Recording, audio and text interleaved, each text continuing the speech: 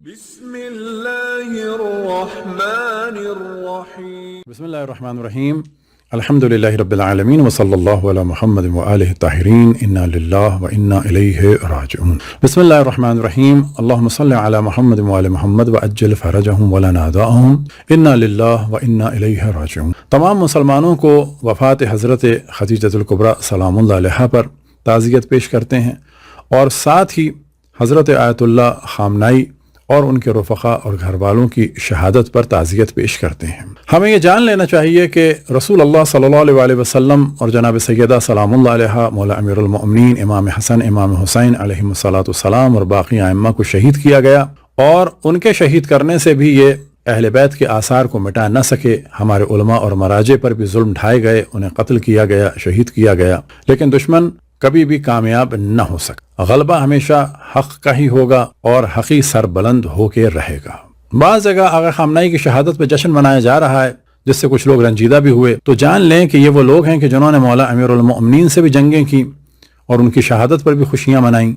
اور امام حسن امام حسین کی شہادت پہ بھی خوشیاں منائیں، اور آج بھی عاشور کے دن یہ خوشیاں مناتے ہیں۔ یہ ان خوشیوں کے ذریعے سے اپنی خباثت کا اظہار کر رہے ہیں،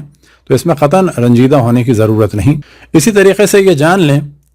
کہ اتنا بغض ہے ان کے دلوں میں اہل بیت کا کہ یہ ہمیشہ اہل بیت پر ظلم بھی کرتے آئے، اور جتنا جس نے اہل بیت پر ظلم کیا اتنا اس کو انہوں نے بڑا ہیرو بنایا۔ کل جن لوگوں نے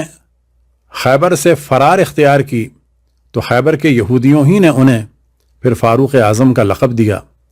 اور آج بھی ہم دیکھتے ہیں کہ تہمت تو شیعوں پہ لگائی جاتی ہے کہ وہ یہودیوں کے ایجنٹ ہے، لیکن ہم یہ دیکھ رہے ہیں کہ تمام دنیا کے تمام مکاتب فکر کے علماء اس وقت یا تو خاموش ہیں اور یا پھر امریکہ کا اور اسرائیل کا ساتھ دے رہے ہیں۔ اسی طرح سے اہل سنت کے تمام ممالک اس وقت اسرائیل کا اور امریکہ کا ساتھ دے رہے ہیں۔ خصوصاً مڈل ایسٹ میں جگہ جگہ امریکہ کے اڈے بنے ہوئے ہیں، اور جب ان اڈوں پہ حملہ کیا جا رہا ہے تو یہ متعصب ملا، البتہ برادران اہل سنت ہماری جان ہیں، ان کے قدم ہمارے سر آنکھوں پر، وہ معصوم ہیں، انہیں ہمیں آگاہ کرنا چاہیے تاریخ سے بھی اور حقائق سے بھی۔ متعصب ملا شور مچا رہے ہیں کہ ایران نے مسلمان ممالک پہ حملہ کر دیا، جبکہ پہلے آپ کو یہ شور مچانا چاہیے کہ ان مسلمان نام نہاد ممالک نے اسرائیل اور امریکہ کو اپنے ممالک تحفے کے طور پر دے دی۔ عجیب منطق ہے دیوبندی اور اہل حدیث متعصب دہشت گردوں کی کہ جب پاکستان میں دہشت گرد مارے جاتے ہیں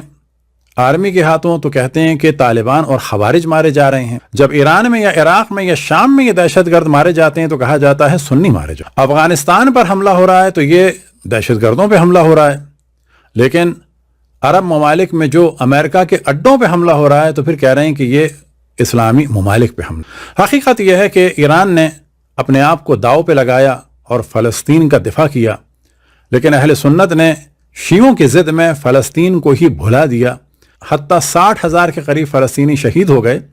لیکن اہل سنت کے بڑے علماء اور ممالک خاموش رہے، اور اب بھی خاموش ہیں، کیونکہ ایران نے فلسطین کا دفاع کیا۔ ایران نے کیونکہ اسرائیل کی مخالفت کی تو تمام اہل سنت ممالک اور ان کے مفتیان اعظم اور ان کے علماء وہ خاموشی سے دفاع کر، شیعہ علماء کے ساتھ ان کے علماء آپ کے علماء کر رہے ہیں۔ برادران اہل سنت کے جو ہمارے بھائی ہیں، جان ہیں، قدم ان کے ہمارے سر آنکھوں پر، وہ آج کے حالات دیکھ کر یہ اندازہ لگا لیں کہ جس طرح سے آج فلسطین کی حمایت پر جو ایران پر ظلم ہو رہا ہے اس پر ان کے علماء خاموش ہیں، ایسی ہی خاموشی اہل بیت پر جب ظلم ہو رہا تھا تو ان کے بڑوں نے اختیار کی ہوئی تھی۔ جس طرح سے آج یہ امریکہ اور اسرائیل کی اعلاناً یا خاموشی کے ساتھ تائید کر رہے ہیں، بالکل ایسے ہی کل یہ اہل بیت کے دشمنوں کی اعلاناً یا تائید کر رہے تھے اور یا خاموش ہو کر ان کا ساتھ دے رہے۔ برادران اہل سنت تاریخ سے بھی آشنا ہوں اور آج کل کی سیاست سے درس لیں کہ ان کے علماء کی کیا روش ہے۔ وصلی اللہ علی محمد وآلہ